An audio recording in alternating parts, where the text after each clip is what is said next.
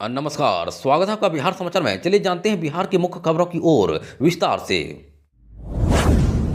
इस बात की बड़ी खबर, बिहार के प्रदेश के 1.87 लाख सफलता परीक्षा उत्तीर्ण नियोजित शिक्षक को बहुत जल्द नियुक्ति पत्र मिलने जा रहा है। वहीं शिक्षा विभाग भय नियुक्ति पत्र वितरण कार्यक्रम आयोजित करने जा रहा है। वहीं पटना मुख्यालय सहित प्रदेश के 31 जिलों में बृहद पैमाने पर नियुक्ति पत्र वितरण समारोह किया जाएगा, जिससे शिक्षा विभाग ने जिले के वरीय अधिकारियों को नियुक्ति पत्र वितरण कार्यक्रम के लिए जिम्मेदारी भी सौंप दी है। वहीं शिक्षा विभाग ने इसके लिए सभी पदाधिकारियों की 15 नवंबर को बैठक बुलाई। वहीं शिक्षा विभाग के अपर मुख्य सचिव डॉक्टर एस सिद्धार्थ की अध्यक्षता में वीडियो कॉन्फ्रेंस के माध्यम से यह बैठक हुई। जबकि प्रतिदिन नियुक्ति पत्र वितरण कार्यक्रम को लेकर जो तैयारियां चल रही है, उसकी रिपोर्ट विभाग के अपर मुख्य सचिव को देंगे। वहीं पटना में मुख्यमंत्री नीतीश कुमार की मौजूदगी में भव्य नियुक्ति पत्र वितरण कार्यक्रम होगा। वहीं नियुक्ति पत्र मिलने के बाद नियोजित शिक्षक राजकर्मी बन जाएंगे। वहीं नियोजित शिक्षकों की लंबे समय से राजकर्मी का दर्जे की डिमांड थी। सरकार ने सक्षमता परीक्षा उत्तीर्ण होने की शर्त रखी थी। ऐसे में बिहार विद्यालय परीक्षा समिति की ओर से आयोजित सक्षमता परीक्षा के पहले चरण में 1.87 लाख नियोजित शिक्षक उत्तीर्ण हुए। इन्हीं शिक्षकों को विभिन्न जिलों में कार्यक्रम आयोजित कर 20 नवंबर को औपबंधिक नियुक्ति पत्र दी जाएगी। वहीं बिहार में सक्षमता परीक्षा पास करने वाले शिक्षकों को आकर्षक वेतन के साथ अन्य भत्ते भी दिए जाएंगे, जो एक राजकर्मी को दिया जाता है। इसमें अलग अलग कैटेगरी को शामिल किया जाएगा। बता दें कि कक्षा 1 के 5 के लिए मूल्य 25,000 और 6 से 8 के लिए 28,000 और 9 से 10 के लिए 31,000 और 11वीं से 12वीं के लिए मूल वेतन 32,000 रुपये प्रति माह दिया जाएगा। वहीं नियोजित शिक्षकों के राजकर्मी मिलने के बाद भत्ता भी दिया जाएगा। इसमें महंगाई भत्ता, मकान किराया, यात्रा भत्ता, वार्षिक वेतन वृद्धि, समाचार पत्र भत्ता, पीएफ अंशदान आदि दिए जाएंगे। अब बिरसा मुंडा की 150वीं जयंती के मौके पर आज जम्मू में पीएम मोदी करोड़ों की योजनाओं की देंगे सौगात। दरअसल बिरसा मुंडा की 150वीं जयंती पर शुक्रवार को प्रधानमंत्री नरेंद्र मोदी जमुई से झारखंड और महाराष्ट्र जैसे चुनावी राज्यों को संबोधित करेंगे। वहीं केंद्र सरकार की ओर से जमुई जिले के खेरा प्रखंड स्थित बल्लौरपुर गांव में जनजातीय गौरव दिवस समारोह कहीं न कहीं इसी दूरगामी लक्ष्य को लेकर संपन्न होने जा रहा है। वहीं पीएम मोदी आज जम्मू में करोड़ों रुपये से अधिक की परियोजनाओं का उद्घाटन और शिलान्यास करेंगे। दरअसल पीएम मोदी बिहार के जमुई से 6,640 करोड़ रुपए से अधिक की कई विकास परियोजनाओं का उद्घाटन और शिलान्यास करेंगे। वहीं झारखंड के पड़ोसी जिले जमुई की धरती से प्रधानमंत्री मोदी आबा जनजातीय ग्राम उत्कर्ष अभियान की शुरुआत करेंगे, जहां जनजातीय समुदाय के समृद्ध इतिहास और धरोहर को सुरक्षित करने के लिए 2 जनजातीय स्वतंत्रता सेनानी संग्रहालय और 2 जनजातीय अनुसंधान संस्थान का उद्घाटन भी करेंगे। वहीं प्रधानमंत्री कार्यालय के अनुसार पीएम मोदी शुक्रवार सुबह करीब 11 बजे बिरसा मुंडा के सम्मान में एक स्मारक सिक्के और डाक टिकट का अनावरण करेंगे। सिपाही भर्ती परीक्षा में फेल होने पर लड़की ने पहाड़ से लगाई छलांग, फिर ऐसे बची जान। दरअसल बिहार के नालंदा से एक बड़ी खबर निकलकर सामने आ रही है, जहां बिहार भर्ती परीक्षा में असफल होने पर लड़की ने खौफनाक कदम उठाया। उसने पर्वत से छलांग लगाकर आत्महत्या का प्रयास किया। वहीं अब लड़की की स्थिति गंभीर बनी हुई है। फिलहाल अस्पताल में इलाज चल रहा है। यह घटना जिले के सोहराइच थाना क्षेत्र स्थित हिरण्य पर्वत की है। जानकारी के अनुसार लड़की पहाड़ पर छलांग लगाने के बाद नीचे पेड़ पर अटक गई। घटना की जानकारी मिलने के बाद 1 घंटे के मशक्कत के बाद लड़की को नीचे उतारा गया और उसे अस्पताल में भर्ती कराया गया। वहीं सूचना मिलने पर पुलिस भी पहुंची और लड़की को एम्बुलेंस के माध्यम से सदर अस्पताल लाया गया। सबसे बड़ा सवाल, हिरण्य पर्वत की डेंजर जोन को कटीले तार और जामुनुआ लोहे से बैरिकेड कर दिया गया है। इसके साथ ही सुरक्षा गार्डों की तैनाती भी की गई है। इसके बावजूद लड़की बैरिकेडिंग को तोड़कर उस पार कैसे गई, यह कोई पहला मामला नहीं है। इससे पहले भी हादसे हो चुके हैं। दरअसल सिपाही भर्ती परीक्षा का रिजल्ट जारी किया गया। वहीं परिजनों के अनुसार लड़की इसमें असफल हो गई। लड़की तनाव में थी, इसलिए आत्महत्या का प्रयास किया। उत्तर बिहार को नीतीश सरकार की बड़ी सौगात, मुजफ्फरपुर में बागमती पर 815 करोड़ से बनेगा पुल। दरअसल इस साल बाढ़ से तबाही झेल रहे उत्तर बिहार को नीतीश सरकार ने बड़ी सौगात दी है। वहीं ओराई में बागमती नदी पर 3.35 किलोमीटर लंबा नया उच्च स्तरीय पुल बनेगा। वहीं स्टेट हाईवे 21.30 किलोमीटर लंबा होगा। इस पथ पर अन्य पुलियों का भी निर्माण किया जाएगा। वहीं गुरुवार को मुख्यमंत्री नीतीश कुमार की अध्यक्षता में हुई राज्य मंत्रिपरिषद की बैठक में इस प्रस्ताव को हरी झंडी दी गई। वहीं राज्य मंत्रिपरिषद ने इनके लिए 815 करोड़ रुपए की योजना मंजूर की है। इस परियोजना के लिए 15.3 एकड़ जमीन का अधिग्रहण किया जा रहा है। बिहार स्टेट हाईवे प्रोजेक्ट 4 के तहत पहले चरण में जिन 6 सड़कों के निर्माण का रास्ता साफ हुआ है, उनमें से एक महत्वपूर्ण परियोजना है। इसके निर्माण के लिए एशियन डेवलपमेंट बैंक ऋण देगा। दरअसल हर साल नेपाल में भारी बारिश के बाद बिहार के सीतामढ़ी, मुजफ्फरपुर, चंपारण, वैशाली, समस्तीपुर समेत कई जिलों में बाढ़ आ जाती है। वहीं नेपाल के पानी से बागमती नदी सबसे पहले तूफान आती है और जहां जहां से गुजरती है वहां जनजीवन पर गहरा प्रभाव पड़ता है। वहीं राहत बचाव कार्य पर हर साल करोड़ों की राशि खर्च होती है, उसके बाद भी महीनों तक आवागमन ठप रहता है। वहीं इस पुल के बन जाने से इलाके के लोगों को बाढ़ के दिनों में बड़ी राहत मिलेगी। वहीं बिहार राज्य पथ विकास निगम के अनुसार 2 लेन सड़क के लिए इसी माह टेंडर की प्रक्रिया की जाएगी। वहीं निर्माण एजेंसी को चयनित कर जनवरी 2025 में निर्माण शुरू किया जाएगा।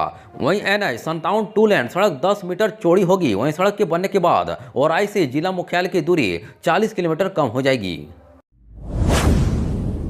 अब बिहार चुनाव से पहले पटना में मेट्रो दौड़ाएगी नीतीश सरकार, 33 करोड़ में खरीदी जाएगी ट्रेन।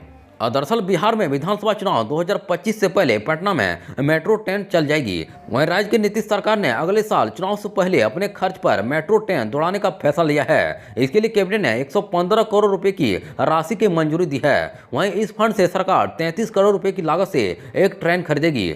वहीं अन्य राशि ट्रैक बिछाने, लिफ्ट और एक्सीलेटर लगाने में इस्तेमाल किया जाएगा।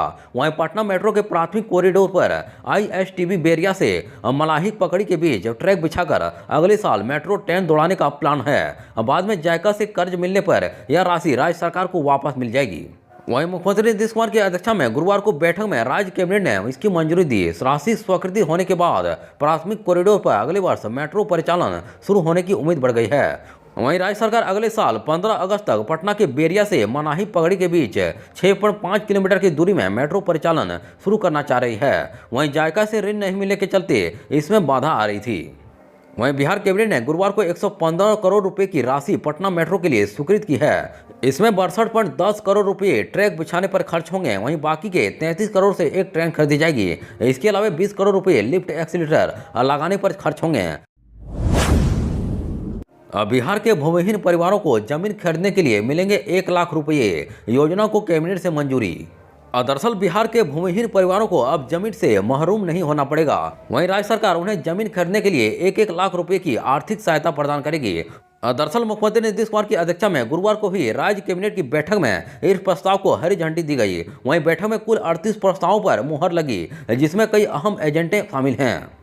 वहीं नीतीश कैबिनेट ने गुरुवार को मुख्यमंत्री गृहस्थल क्रय सहायता योजना 2024 को मंजूरी दी। इसमें राज्य के ऐसे परिवारों को लाभ मिलेगा जिनके पास खुद की जमीन नहीं है। वहीं राज्य सरकार ग्रामीण क्षेत्रों में भूमिहीन परिवारों को जमीन खरीदने के लिए 1 लाख रुपए की सहायता देगी। वहीं इस राशि से वे न्यूनतम 3 डिसमिल जमीन खरीद सकेंगे। वहीं वर्तमान में सरकार भूमिहीन परिवारों को 5 डिसमिल सरकारी भूमि उपलब्ध कराती है।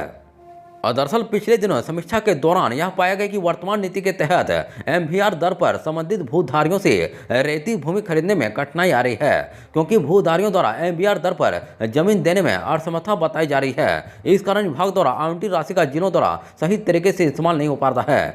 ऐसे में अब सरकारी भूमि उपलब्ध नहीं होने की स्थिति में संबंधित व्यक्ति को न्यूनतम 3 डिसमिल जमीन खरीदने के लिए 1 लाख रुपये दिए जाएंगे।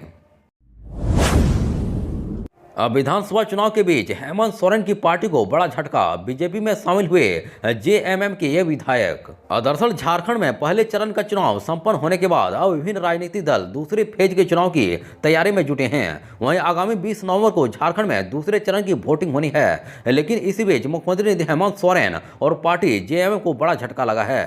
दरअसल आगामी 20 नवंबर को राज्य की 38 सीटों पर होने वाले विधानसभा चुनाव से पहले JMM को बड़ा झटका लगा। वहीं लिट्टी पाटा से झारखंड मुक्ति मोर्चा के विधायक दिनेश विलियम मरांडी शुक्रवार को बीजेपी में शामिल हो गए। वहीं केंद्रीय कृषि मंत्री और झारखंड के चुनाव प्रभारी शिवराज सिंह चौहान ने दिनेश विलियम मरांडी को बीजेपी की सदस्यता दिलाई। वहीं JM ने इस बार के चुनाव में दिनेश विलियम मरांडी को पार्टी का टिकट नहीं दिया था, जिससे वह नाराज चल रहे थे।